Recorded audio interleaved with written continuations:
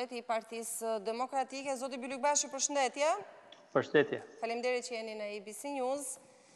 Me çlirimin pak a shumë të situatës së koronavirusit në vend, me rikthimin e aktiviteteve, do duhet të rikthehen edhe aktivitetet e tjera që lidhen me politikën dhe me sistemet, sikurse është edhe rasti I reformës zgjedhore. Është paralajmëruar rikthimi I mbledhjeve për të mërkurën, por ajo çka do doja të dija në këto momente është a I ka mbyllur Partia Demokratike propozimet e saj, pra a është depozituar gjithçka në këtë tryezë apo keni ende çështje të padiskutuara? Le të qartësojmë disa çështje shpejt. Thirrja e një mbledhje të Komisionit të Reformës Zgjedhore është me shumë pak rëndësi për sa I përket procesit politik të Reformës Zgjedhore. Marrëveshja 14 janarit, praktikisht Komisioni I Reformës Zgjedhore e konsideron një hap procedural të Parlamentit pasi Këshilli Politik me gjithë strukturën e vet të ekspertizës të bie dakord me konsensus mbi një paket ndryshimesh konsensuale në kodin zgjedhor. Më pas Parlamenti, siç e ka detyrë, duhet miratojë atë që është rënë dakord, atë që kërkohet nga Bashkimi Evropian, një reformë konsensuale, dhe nëse çështja është duhet kalojë edhe nga Komisioni I Reformës Zgjedhore që kanë ngritur në Parlament, ku flasin me veten, mund ta bëjnë atë pjesë, nuk është ky problemi I reformës zgjedhore. Pra, ajo që duhet kuptojmë qartë është Këshilli Politik është instanca e dakordsuar me angazhimin, mbështetjen edhe me lehtësimin, me facilitimin e faktorit ndërkombëtar për të bërë reformën zgjedhore. Për fat keq, pandemia e ndërpreu punën tonë, e kishim një afat datën 15 mars, tashmë ai afat ka përcyer ka kohë, por ne deri me datën 9 mars kemi qenë shumë aktiv dhe opozita në atë tryezë ka bërë një seri propozimesh të cilat nuk kanë marrë ende përgjigje. Dhe nuk janë propozime të thjeshta, por janë propozime shumë të rëndësishme që trajtojnë në përputhje të plot me rekomandimet e OSBE-dit, pikërisht rekomandimet prioritare. Nuk kemi përgjigje për to, nuk e presim përgjigjen nga Komisioni I Reformës, është një përgjigje duhet ta japi majoranca. Dhe për këtë duhet vazhdoj dialogu për konsensus. Ndërkohë... Zoti Bylykbashi, për kujtes, sepse u bë një periudhë gjatë shkëputje dhe njerëzit kanë qenë më të fokusuar te koronavirusi. Për kujtes, nëse mund të më renditnit pikat kryesore që ju I konsideroni të panegociueshme për t'i ndryshuar. Gjoni, ky është një proces në cilën ne do të, si dhe në të shkuarën, do përpiqemi që të gjejmë konsensusin në përputhje me rekomandimet e OSBE-dit. Që do të thotë nuk vlen çdo lloj konsensusi që I intereson majorancës, por ato që janë mbi standardin e OSBE-s dhe të Këshillit të Evropës, dhe kjo është e panegociueshme për ne. Që do të thotë, duhet garantohet sekreti I votës, sepse është cënuar, thotë OSBE-i, dhe është rekomandim prioritar. Duhet garantohet liria e votës. Duhet garantohet lufta kunder shit-blerjes votës, rekomandim prioritar. Duhet garantohet lufta kunder presionit mbi zgjedhësit në mënyrë të veçantë në administratën publike dhe abuzime e burime shtetërore. Ju rendita vetëm rekomandime prioritare për cilat ne kemi bërë propozime dhe drafti që ka Partia Socialiste nuk I zgjidh të probleme fare, nuk I trajton. Kështu që to çështje janë mbi tryezë e vetmja që nuk ka ende një propozim, sepse ishte në kuadrin e punës që po bënim, është çështja e presionit mbi zgjedhësit dhe abuzimi me burime shtetërore, e cila do të jetë sigurisht pjesë e punës në vazhdim, por le të themi diçka. Ka dy elemente.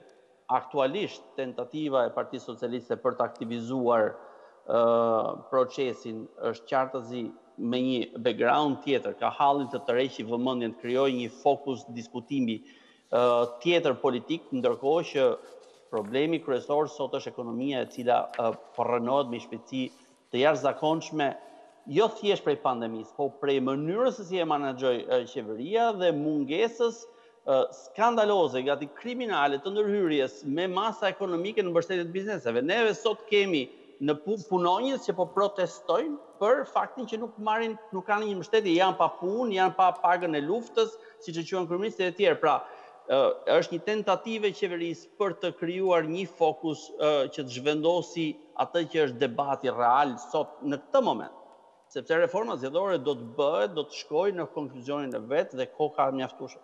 Mos harroni, zgjatja në mënyrë antikushtetuese e masave të jashtëzakonshme gjendjes fatkeqësisë natyrore deri me 23 qershor, në kohë që do ishte deri me 23 maj, ka bërë diçka.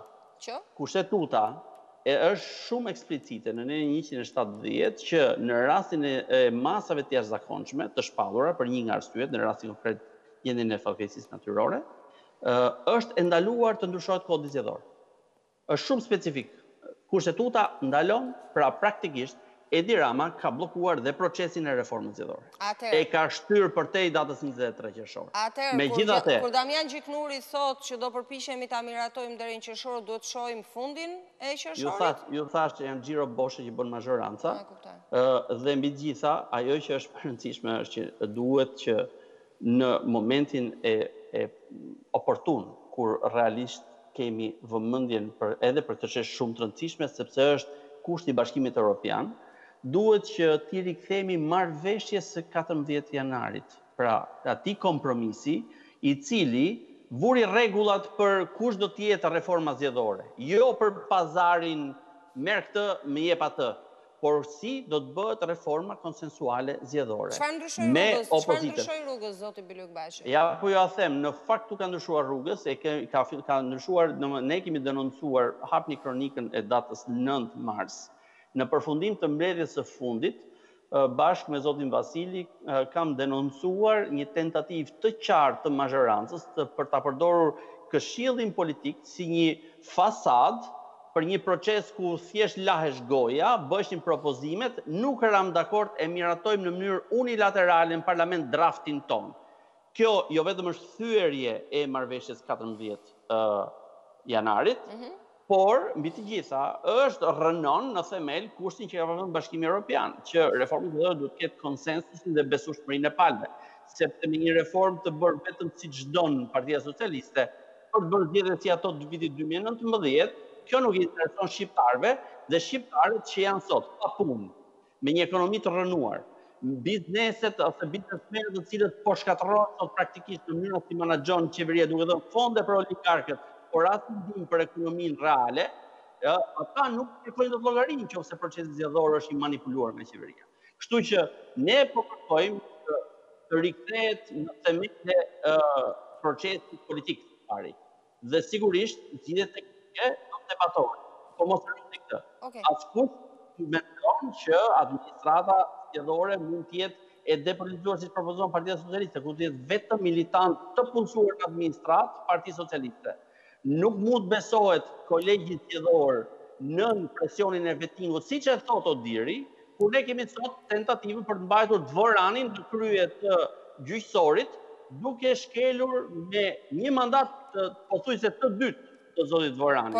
Po zhvilloi seanca në këto momente për zotin Dvorani. Po të keni parë, në raporti që janë nxjerrë, po themi një strukturë brendshme Këshillit Lartgjyqësor, sugjeron që zoti Dvorani duhet qëndrojë, madje ai ishte shumë i skandalizuar dhe si ka mundësi që ndërhyn presidenti i Republikës që do të më heqi mua nga mandati im i dytë kur gjykata kushtetuese e ndalon mandatin e dytë. Sepse de facto ka bërë 2/3, ka 6 vite më shumë se sa mandati që jep kushtetuta. Pra kush është besimi që do kenë zgjedhësit shqiptar që kur të ketë probleme në zgjedhje, ti drejtohen një administrate të kapur politikisht, administrate zgjedhore flas, dhe më pas ti drejtohen kolegjit zgjedhor, i cili është në xhep e Partisë Socialiste që ka Dvoranin krye të gjyqësorit. Zoti Bylykbashi, përse Damian Gjiknuri, që është përfaqësuesi i Partisë Socialiste në Këshillin Politik për Reformën Zgjedhore, kërkon ndihmën e Shteteve të Bashkuara të Amerikës për rinisjen e punës së kësaj tryeze. Ka patur një komunikim me ambasadoren Kim dhe ka deklaruar se i kërkova mbështetjen e Shteteve të Bashkuara të Amerikës për fillimin e punës së tryezës. Përse duhet kjo mbështetje nga Shtetet e Bashkuara të Amerikës në këtë moment kur ka një marrëveshje dhe kur kjo tryezë ka funksionuar?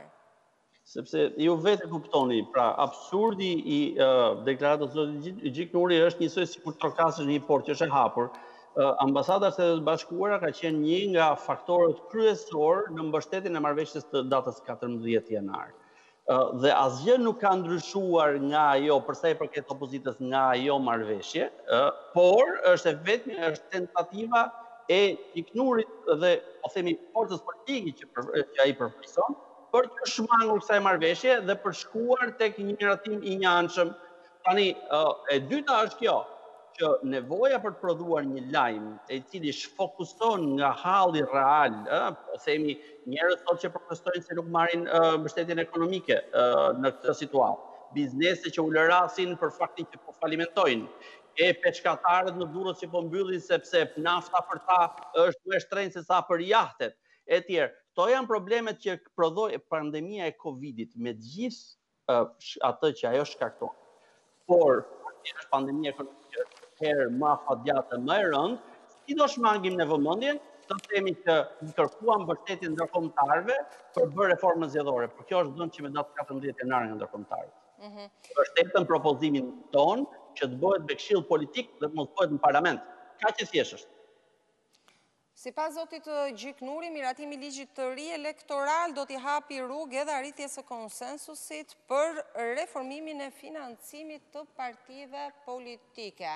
Natyrisht kjo do të përfshihet brenda ligjit të ri elektoral, por çfarë ndodh me propozimet tuaja për financimin e partive politike dhe pse vihet theksi pikërisht këtu, kur në fakt ligji për financimin e partive politike është shumë i qartë, por ne dimë shumë mirë se sa është zbatuar në gjitha proceset zgjedhore, zoti Bylykbashi. Çfarë mund të bëhet ndryshe? Atëherë, që të funksionojë flasim. Edhe në kushtet që vendos Bashkimi Evropian, më herët Bundestagu, në mënyrë të veçantë spostohesh ligji financimi partive politike si një temë e veçantë.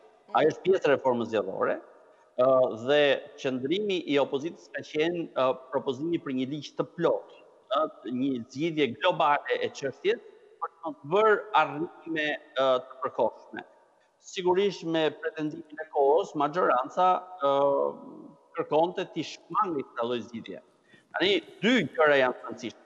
Nuk është vetëm ligji për financimin e partive politike që do ketë nevojë për një zgjidhje të rëndësishme më pas, i cili sigurisht do të luftojë korrupsionin politik në atë mas sa kalon në për llogaritë bankare të partive politike. Po kjo është pyetja pra, sa kalon? Ne dimë që korrupsioni politik në fakt burimet kryesore nuk ka këtë, sepse paraja e kriminalëve që shkon për shitblerjen e votës nuk kalon në llogarinë e partive politike. Kriminalët bëjnë pazarin me kryetarin e Bashkisë Durrësit apo me kryeministrin, me këtë doni ju, bëjnë pazarin dhe i thonë, ne do të blejmë kaq vota. Nuk do të harxhosh asnjë qindark, por ne duam këtë tender, këtë licencë, këtë koncesion e merat. Dhe më pas ju i shihni që mbarojnë zgjedhjet, këtë fillon ndodh. Ndërtohen pallata aty ku nuk mendosh që mund ndërtohej, jepen licenca personazhet të botës krimit, marrin tender personazhet të botës krimit nën emrin e kompanive të tjera, sepse kjo është pjesa e korrupsionit politik, por nuk kalon nga ligji i partive. Okej, atëre po paraja e korrupsionit, kjo është pyetja, kjo si do shmanget? Po paraja e korrupsionit që vjen nga oligarkia. Pra, unë të garantoj mbështetje mediatike, blerje vote me para korrupsioni, dua nesër të marr atë llok më të mëdha të qeverisjes ekonomike të shqiptarëve. Si shmanget kjo, zoti Bylykbashi? Partive politike, kjo do të ketë pak dimension, edhe pse ajo është shumë e rëndësishme. Por shpresa e madhe që dikur i varesh spakut në qafë, në fakt kam frikën se e ka zhytur spakun dhe po e mbyt. Nuk e ke dëgjuar ndonjë për spakun. Keni dëgjuar ndonjë për prokurorin e përgjithshëm juve që të ketë bërë ndonjë? Pse janë zgjuar me karantinën, nuk i shohin fare ku janë. Dhe nëse ka ndonjë shpresë ose nëse kishin ndonjë shpresë shqiptarët, sot dëgjojnë tenderat sekret, ato që mund bleshin me 2 lekë blen me 15 lekë, dhe askush nuk vë ujë në zjarr. Ndodhin skandalet të mëdha edhe në botën e medias, që nuk janë çështje rrogash individuale, po ka të bëjë me mënyrën e koluzionit dhe bërjes pis korruptimit të medias nga shteti. Hapni raportin e vitit 2015 dhe do t'i është super i qartë. Media kontrollohet nga qeveria duke dhënë para për reklama, jep dhe për rroga. Pra ne jemi Ka ndodhur gjithmonë, zoti Bylykbashi? Se nuk lindi sot kjo çështja, apo jo? Atëre, keni një raport I cili nga 2015 vetëm është përkeqësuar. Mos relativizojmë çështjet. Nëse ka ndodhur, por sot është më keq, gjëja më e rëndësishme është e kpusim dot dhe e heqim këtë kancer që po kapi këtu. Nuk është vetëm çështja e medias këtu, Këtu është çështja e oligarkia dhe bota e krimit bëhen bashkë në unison me qeverinë për të kapur çfarë? Votën e shqiptarëve. Se nëse shqiptarët kanë mundësi të votojnë, e ndrojnë ata qeverinë. Po pikërisht kjo është esencia. Një pyetje, zoti Bylykbashi. Fakti që zoti Gjiknuri, që po është përfaqësuesi I mazhorancës, dhe kur them zoti Gjiknuri, flasim Partia Socialiste, theksin e vë kryesisht tek ligji I financimit të partive. Ju e shihni realisht si një dëshirë mirë për ta zgjidhur këtë çështje? Sepse siç kanë vepruar ata sipas akuzave tuaja mund veproni ju nesër, apo është parimisht qëndron shumë si çështje dhe fshe pjesën tjetër të abuzimit që ju përmendët pak më parë. Partia Socialiste nuk ka shans të rrëshkasi nga reformimi I financimit partive politike. Nuk ka shans. Askush nuk ka shans. Ne do shkojmë më larg se kaq. Më vonë, me hapësirën që do krijohet më pas. Duhet reformuar ligji I partive politike në mënyrë që partitë politike të jenë demokratike, në mënyrë që shqiptarët kuptojnë drejt që problemi vjen nga aty. Ne nuk vjen thjesht ndrojmë sistemin, bëjmë të bëjmë atë. Ky duhet të jetë procesi I brendshëm. Kjo është mund të ketë ndryshime ligjore. Po kjo është më pas, nuk ka rëndësi, nuk është e kësaj faze imediate të reformës.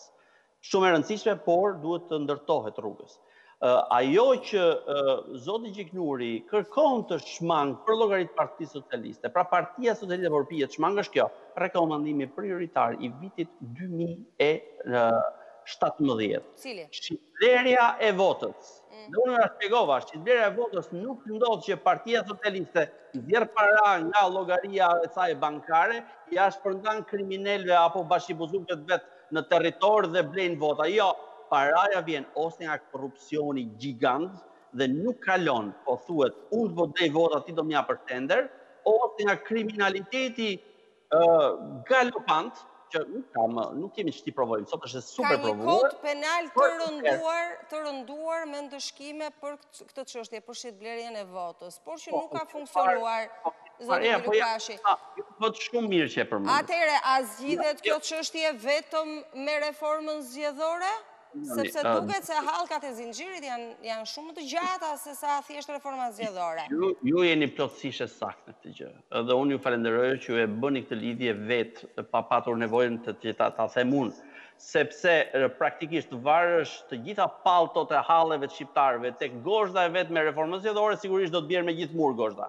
Por ne kemi një reformë drejtësi që shqiptarët pritën gjë të madhe para 4 vitesh dhe ja ku jemi. Kemi një fakt që është nuk e di më është apo s'është. Kemi një prokurori që praktikisht nuk është, kemi një gjyqësor që nuk është, kemi KLG dhe KLP të cilat janë thjesht instrumente pushtetit e Edi Ramës, por nuk kemi drejtësi dhe kur mungon macja sado e zgjebosur kishte qenë, minjt do gëlojnë korrupsion dhe kriminalitet, përfshirë dhe nxjedhje, sepse nuk kemi mundësine që pasi të bëjmë hetime të mirëfillta, nga një polici e pavarur që nuk është në dorën e leshajt për llogaritë të Ramës, ne do t'i çonim përpara drejtësisë. Po kjo nuk ekziston, sepse ju e thatë kemi rënduar kodin penal, e kemi bërë vepër korrupsioni shit-blerjen e votës, por çfarë kemi? Në 2017 para zgjedhjeve u ndryshua kodi për këtë gjë, në 2017 plasi shit-blerja e votës dhe doli rekomandim prioritar, por sot nuk kemi asnjëri përpara drejtësisë. Aq sa Bashkimi Evropian e ka bërë kusht thelbësor dënimin atyre që kanë blerë vota dhe kanë dhunuar votën e shqiptarëve. E qartë. Dua t'ju ripërsëris edhe një herë pyetjen sepse duam të kuptojmë se deri ku do arri kushtëzimi I opozitës për pikat e draftit të saj. Çfarë do të mund të toleroni dhe deri në çmas, zoti Bylykbashi, dhe cilat janë detajet që ju I konsideroni kyçe për të mbajtur boshtin e një sistemi ose të një procesi normal zgjedhor në vendin tonë, sepse janë detajet ato që e mbajnë, apo jo? Sigurisht që detajet e mbajnë dhe ato detaje që sot duken teknike dhe të gjitha ata që thënë po ky është teknikalitet, ditën e zgjedhjeve më pas fillojnë shkulin flokët sepse kuptojnë që është politikë e pastër. Dhe domethënë kush nuk kupton këtë gjë nuk ka kuptuar gjë nga proceset e reformës zgjedhore deri më sot. Atëre ne kemi shtruar probleme të mëdha. Për shembull, ne kemi propozuar depolizimin e administratës duke vendosur një komponent të fortë qendror nga qendra votimi deri tek numërimi i shpallë rezultatit, i cili nuk do të jetë politik. Këtë kemi bërë në propozim, por ruajmë garancitë e partive politike në lojë. Po këtë kemi bërë duke propozuar nga ana tjetër që të futet teknologjia e votimit, pra identifikimi biometrik dhe votimi si pilot. Nëse ne kemi një zgjidhje me identifikimin e zgjedhësve, do të eliminojmë votimin më shumë se një herë të individëve të cilët hyjnë në korrupsion të komisionerëve votojnë për emër për llogari të tjerëve, për llogari të emigrantëve, mbushin kutinë komisionerë duke vënë firma falso, etj. me radhë, sepse do t'i korrespondojë një gjurmë, një vote. Nëse dikush e shkel këtë gjë shkon në burg, pse? Se ka konsumuar penale. Është sistemi pa manipulueshëm, zoti Bylykbashi, se ka edhe një tjetër pikpyetje edhe për këtë çështje. Se teknologjia në vetvete sado e përparuar është e manipulueshme. Atëherë, edhe sistemet më të rëndësishme që ka sot, po themi NASA, mund të jenë të manipulueshme. Ajo që ne po flasim janë sistem shumë i thjeshtë, i cili do të bëjë të mundur mbajtjen e gjurmës së gishtit të çdo zgjedhësi, dhe nëse X-i mendon që mund ta vërë 2 herë gjurmën e gishtit, do të jetë detyrë e padiskutueshme e KQZ-s që të verifikojë, po doli 2 herë gjurmë apo më shumë gjurmë e gishtit dhe atij personi, nuk ka zgjidhje, do shkojë në përndjekje penale në prokurori. Le të guxojë njeriu dhe ta bëjë këtë gjë. Dhe kjo do shtrihet gjithë Shqipërinë. Po ç'a ndodh? Nëse ne kemi këtë garanci, nuk mbushen kutit. Nuk shohim ato shëmtit që u panë edhe me 30 qershor të vitit 2019. Sepse njerëzit do ruhen, do votojnë vetëm ata, nuk votojnë emigrantët duke qëndruar në Itali dhe në Greqi. Pse se ka ardhur dikush dhe ka mbushur kutinë për llogaritë e tyre.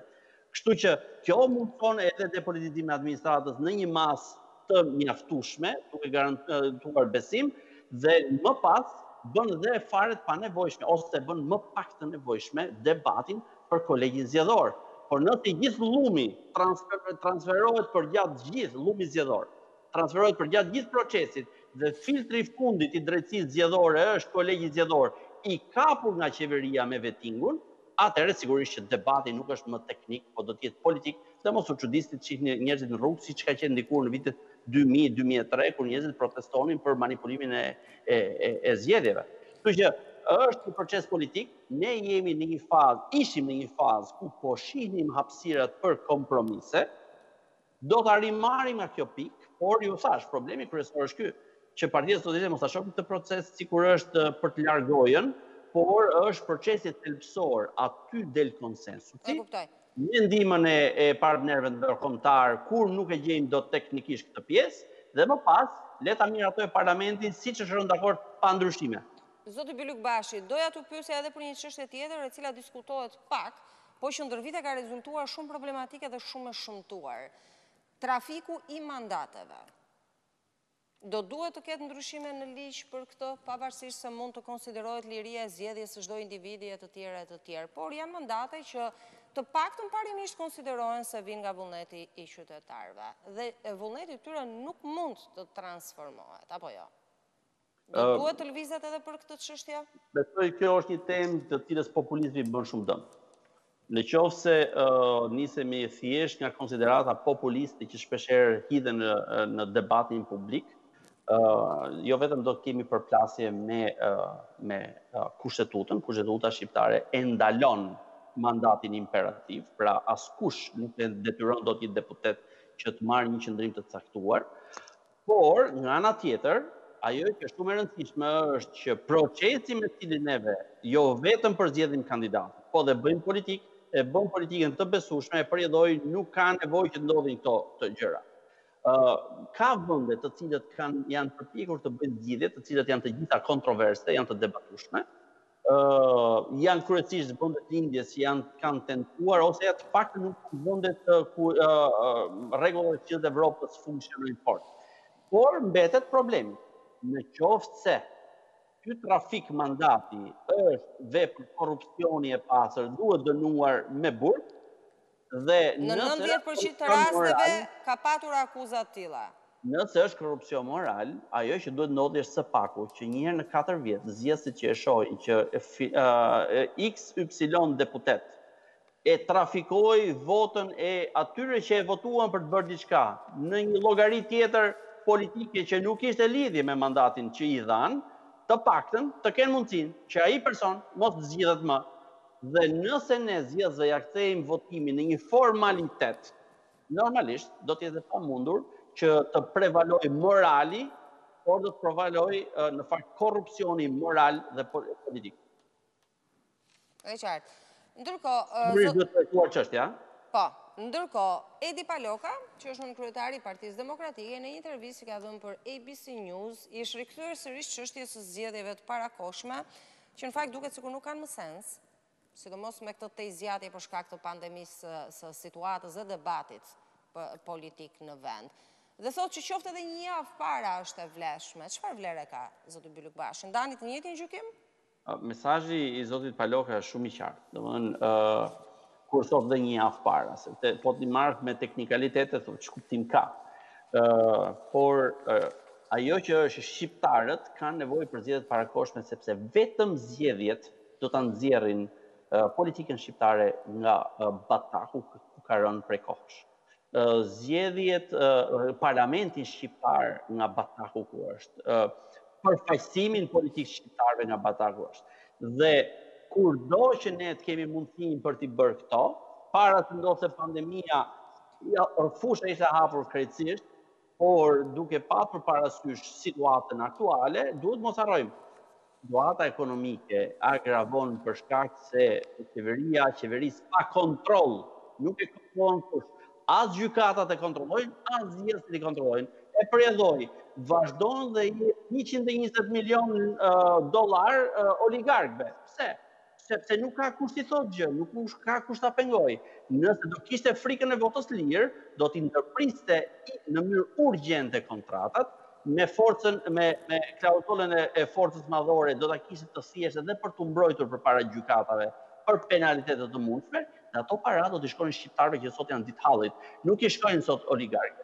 Nuk do të miratoheshin kontratat e reja që shtojnë interesa në këtë drejtim. Por nëse nuk ka votë lirë dhe nëse nuk ka gjyqësor që të shkojnë pas hekurave, vazhdon që mesazhi që thotë Paloka është ajo që ne kemi kërkuar në mënyrë të vazhdueshme.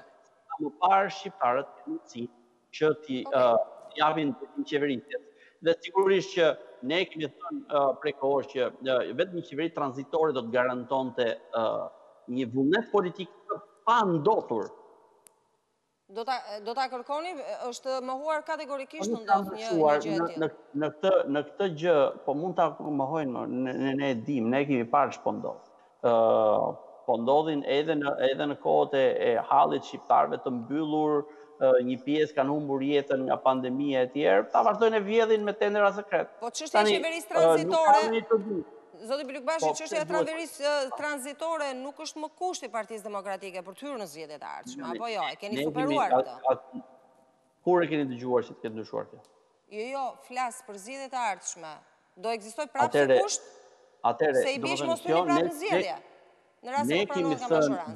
Deri me datë 9 mars, duke qenë se s'ka ndryshuar gjë që atëherë, ajo që ne kemi thënë në mënyrë të rregullt është kjo që garancitë zgjedhore që vendosen kot kërkojnë një garanci të vullnetit politik. Edi Rama nuk e ka këtë vullnet. Nuk e ka treguar që vullnet për qeverisë shqiptarët përveç se në mënyrë policore ai nuk ka, e përredhoi ajo mbetet atje. Kështu që unë thjesht i referohem asaj atij qëndrimi që ka patur Partia Demokratike. Por ajo që në çdo rast, kam dëgjuar zotin Gjiknurit thotë që nuk i lëm dot shqiptarët pas zgjedhjeve. Se ku e ka mundësinë të zgjedhë Partia Socialiste që i lë apo nuk i lë, nuk e ka mundësinë. Edhe sikur gjendjen e jashtëzakonshme ta mbajë deri ditën e zgjedhjeve, për fat kushtetuta nuk i pengon zgjedhjet e përgjithshme për të ndodhur. Kështu që ajo që ne sot duhet të kemi parasysh është kjo. Ne duhet marrim masa në kuadrin e reformës zgjedhore që të garantuan zgjedhësit të votojnë të lirë, mos dali Leshaj apo Manasteliu me termometrat tek dyra ku qendra. Po nuk mu përgjigjet drejt për drejt, zoti Bylykbashi, nuk mu përgjigjet drejt për drejt. Në rast se Partia Socialiste do ta hedhë poshtë opsionin e përfshirjes në kod të formësimit të një qeverie tranzitore përpara çdo procesi zgjedhor, ju do të hynin zgjedhjet e qershorit vitit të ardhshëm? Në një ide, t'ja lëm gjën, unë fola në lidhje me garancitë që ka nevojë procesi. Ky është një qëndrim i cili është kur është mbyllur procesi reformës. Apo do vendim politik i momentit fundit. Kur është vendim politik ai dhe unë nuk mund të ndryshoj në kuadrin e reformës zgjedhore vendimet politike të opozitës bashkuar.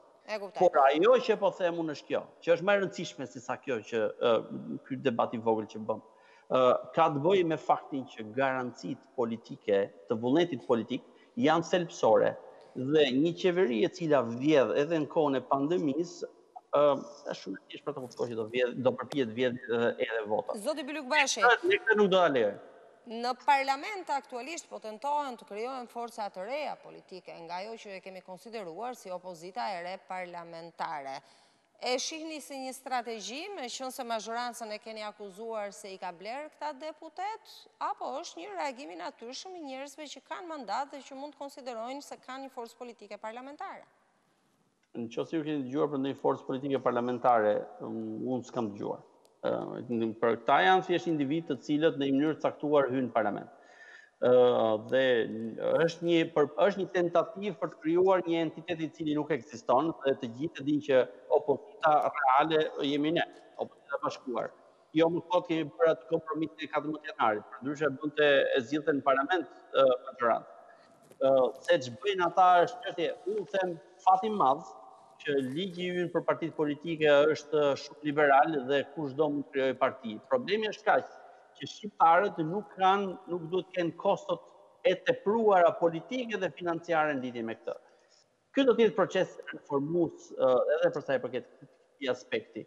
Po se ç'bëjnë në parlament, ne kemi shumë të qartë. Shifni atë mënyrën e votimit të çdo lloji propozimi që bën qeveria për të kuptuar çfarë entiteti politik janë.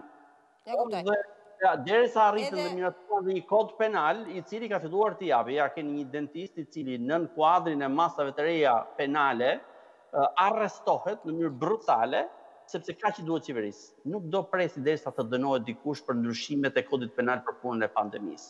I duhet vetëm momenti i arrestimit për të fiksuar njerëzit. Kjo është më e rëndësishme për Edi Ramën. Një pyetje të fundit, zoti Bylykbashi. Parlamentin aktual e keni konsideruar ilegjitim, keni akuzuar se opozita e re parlamentare gjithashtu është emëruar në mënyrë të palishme, se çfarë është, unë nuk dua të përdor etiketime se çfarë niveli ka ky parlament sot dhe kjo opozitë në parlament sot, nuk dua të merrem fare me këtë. Por dua të pyes, do të shkoni deri në fund kësaj çështje? Pra kur situata politike të fillojë të marrë udhë të mbar normaliteti, do të shkojë deri në fund apo do lihet edhe kjo çështje të kalojë si shumë histori të tjera që kanë kaluar në vendin tonë? Sepse në rast se vërtet është e palishme, janë taksat e shqiptarëve që i paguajnë këta njerëz dhe i paguajnë edhe pasi të kalojë mandati. Dgjoni, ne folëm pak më parë për nevojën për zgjedhjet parakohshme dhe zgjedhjet e parakohshme vijnë pikërisht për shkak të mungesës legjitimitetit demokratik dhe gjithashtu të ligjshmërisë edhe kushtetutshmërisë së këtij parlamenti. Ky parlament sot është i bazuar mbi antikushtetutshmëri. Ka vetëm 82 mandate të kushtetuese, të tjerat janë në kundërshtim me kushtetutën. Jo vetëm me kodin zgjedhor, me kushtetutën. Vepron, miraton kode, miraton bën ndryshime e tjera. Kështu që ky debat nuk ka për ikur dhe ne do vazhdojmë të rrokojmë. Po mos harroni edhe këtë.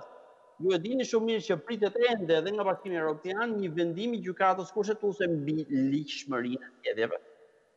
Dhe kjo do të thotë që pikpyetja është shumë e madhe për zgjedhjet që shkuan.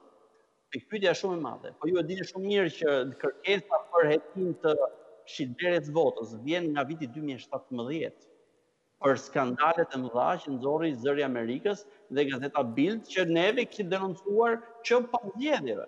Pra, domethënë e gjithë kjo situatë politike në pushtet qendror dhe vendor është jo vetëm ilegjitime, po dhe antikushtetuese, jo vetëm e kundërligjshme. Se dhe ne këtë betejë pa vazhdojmë pa diskutim. Si mund të jetë kjo çështje. nëse në demokraci kalohet, po praktikisht nuk pas, le të bëjmë çdo lloj pazar tjetër. Zoti Bylykbashi, falenderoj. Faleminderit që ishit në këtë lidhje të drejtë për drejtë. Isha me Oerd Bylykbashin, ish-deputeti i Partisë Demokratike.